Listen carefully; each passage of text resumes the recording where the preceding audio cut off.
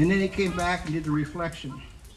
And towards the end of the reflection meeting, one of the missionaries said, you know, may do a compare and contrast of the way we were taught and the way we did it today.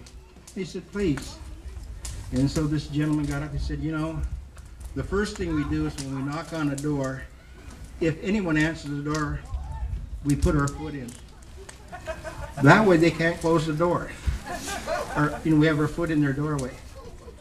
And in the second place, we go with an attitude that we are the learned, we are the knowing, and they are the unlearned, and that we're there to save their soul. He said, but you Baha'is, you go with an attitude that you're going to spiritualize the world, and that everyone's invited, and that we're all in a learning mode. See, that's the difference. Well, the same lady, because of that article, she had an article written about her in the Salt Lake City paper, and it was about her coming to the United States and her father being martyred, and her progress as an American citizen.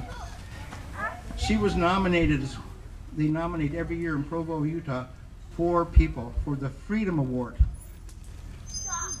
So she was one of the 4 nominees. There were 3 Mormon soldiers, one of them which was a family member who was in line to be the next prophet. So she's one of 4 people that got this award. And in Provo, Utah, it's 99.9% Mormon. So this lady and her husband, 4th of July, are in the parade in back of a convertible. I don't think they were throwing candy, but they were waving at everybody they passed. And then that evening they had a gala ball where they had to give a 5-minute talk. And so she said, I was really frightened because I wanted to touch their hearts. I wanted to touch their hearts. She said, so I went to book 1.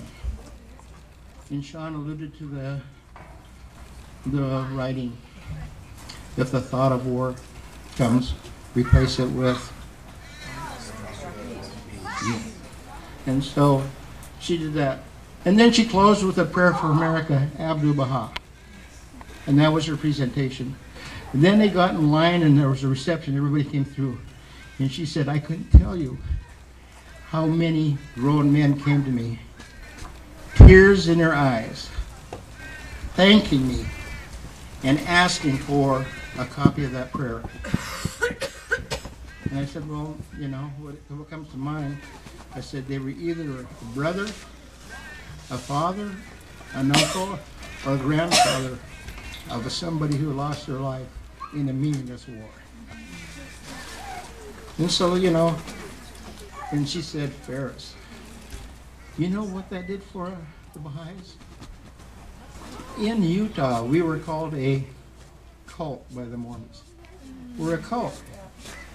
She said, by being this mere act of giving this Freedom Award and the Baha'i faith being called a religion, the Baha'i faith has now been validated as a world religion in the heart of Mormon country.